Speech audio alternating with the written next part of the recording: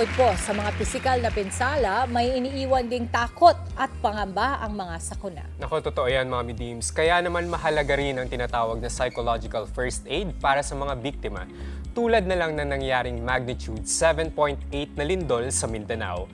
Mga kapatid, makakasama natin ang psychologist at NCMH 24/7 Crisis Hotline Center for Wellness Program Manager na si Constancio Paubsanon Jr. Good morning, kapatid. Good morning, sir. Sir, ano bang nickname natin? Yeah, you can call me Cons na lang. Sir Cons, Sir for short. Cons. Yan. Sir Cons, napaka mapalad po namin dito dahil makakasama namin kayo today. Isa po ito sa mga bagay na hindi natin basta isinasantabi, no? Dahil minsan ang naiisip natin, ang epekto lang ay physical, pagkatapos nun wala na. Pero alam naman natin sa mga panahon ngayon, lalong-lalo na ang henerasyon na ngayon ay mas nakatuon na rin ang kanilang pansin pagdating sa kanilang mental health. At kasama ito na pag-uusapan natin today. Simulan na natin, no, Sir Cons.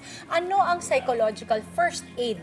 At bakit mahalagang sumailalim dito ang mga biktima ng mga sakuna kagaya ng lindol? Ayan. So, good morning, Doc Val. Good morning, Ma'am Dimples. No? Ang psychological first aid ay tulad na isang physical first aid. So, pang-unang lunas lamang. No? Pero ang focus naman natin ay ang emotion at damdamin. Kasi usually, kapag ang isang tao dumanas ng isang trahedya tulad ng mga bagyo o lindol, kaya ng mga recent na nangyari, no? Ay nakakaranas ng matinding stress at takot. Tapos, ang layunin naman ng psychological first aid or PFA, una of course, pababain ang distress na nararamdaman ng tao. Pangalawa, i-connecta siya sa mga kanyang mga serbisyo. Tapos, ibalik ang sense of safety. Tapos, ipaalala sa kanya na ang trauma na kanyang nadanas ay kakayanin niya, kanya bumalik after. Oo, ang ganda ng mga puntong binanggit mo, Sir Cons, kasi minsan natitake for granted natin, nga yung mga ganito, na ang pakiramdam or yung damdamin ng pagiging safe ka ay isa sa mga bagay na kinakailangan mo para Tama. makapag-function ka Yes. bilang tao. At importante din talaga ang mental health, hindi lang physical. Ito naman, sir, ano yung mga senyales o sintomas na pwedeng makita sa isang tao na pwede natin masabi na, ay, kailangan na pala niya ng psychological first aid, lalong-lalo na sa mga sakuna kagaya ng lindol? Yes, oo, tama. Kasi pag isang tao tumalas sa isang matinding sakuna, maaaring magkaroon ng pangangatog ng katawan, matinding takot, hindi makatulog, pwede rin naman yung nagiging tulala or disoriented. Tapos, maaaring magkaroon din ng maging aggressive o magkaroon din ng depression din naman. May mga ganun mga pangyayari. So, isipin mo, no, Doc, ganun pala, Sir Cons, kapag hindi na agapan, kasi first aid, usually, you really Yes. give it right away. Correct. Kaagad. Merong timing, ika nga. Totoo, Hindi totoo. kagaya nung parang, minsan pag kinocure mo, chronic, mas Yes. matagal. Ito, yung psychological first aid, sinasabi na as soon as makita mo na kailangan niya, ibigay na Correct. kaagad. Tama. Kailan dapat isagawa ang psychological first aid at gaano ito tumatagal kadalasan? Usually ginagawa ito ilang araw matapos ang isang trahedya o mga ilang linggo. Okay? Kapag nasa loob na sila ng mga evacuation center o sa mga ligtas na lugar. Tapos usually naman yung pagbibigay ng PFA, naglalas lang mga ilang minuto lang yan, mga 15 to 30 minutes. Of course, depende sa kondisyon ng isang individual. Mabilis lang pala siya, so Oo. kayang-kaya. At saka, gusto ko lang tanongin, Sir Cons, kasi sabi mo, you have to wait until nasa evacuation centers na sila or mas Yes. nakasettled na sila.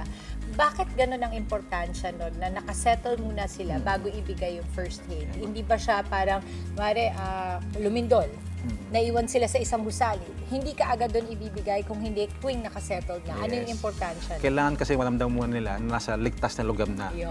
ang kanilang kinalalagyan. Tapos pangalawa, stable na ang kondisyon.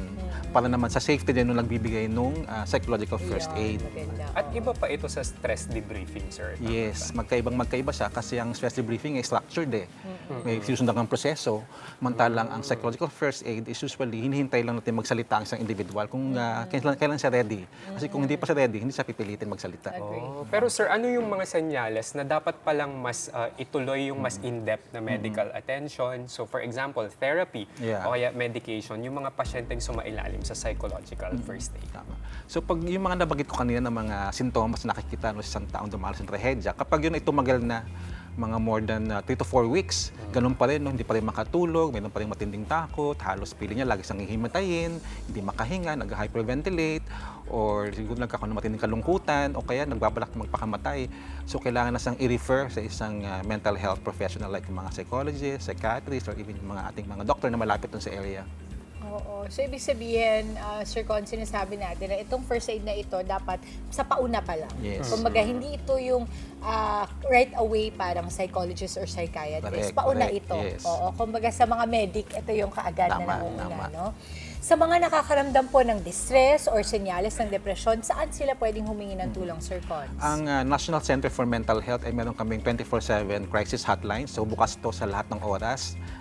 Yun nga, 24/7. So pwede lang tumawag sa mga numero like yung 0919-156-1553. Safe yun at confidential. Yes, at napakalaking tulong din, lalo na nung pandemic, Mami Dims, no? Tama. O lalo ngayon, ako, nung pandemic kasi may pinagdaanan na nga tayo, meron pa tayong mga, I'm sure, nare-relieve ng mga trauma from that time on, ano? Yes. Eh ngayon, Sir Con, sakita naman natin, lindol, pagkabaha, even the news, no? Yes. Minsan nakakadagdag din sa stress natin. Totoo. Pero dahil kailangan natin itong malaman, kinakailangan din nating mapanood. Yes. Ang sa akin, Sir Con, nagpapasalamat kami dahil again, you are here with us. Siguro we can flash again the numbers kung hindi po nila Crisis nakita kanina. hotline. Yung ating 24/7 NCMH Crisis Hotline. I-screenshot nyo na po mga kapatid. Hindi ibig sabihin na screenshot ninyo ngayon ay gagamitin nyo na yan ngayon. Pag dumating pong pagkakataon at meron kayong kakilala, pamilya, kamag-anak, or gusto nyo pong tulungan, pwede nyo ring i-forward sa kanya. Yan pong flash natin sa inyong mga TV screens.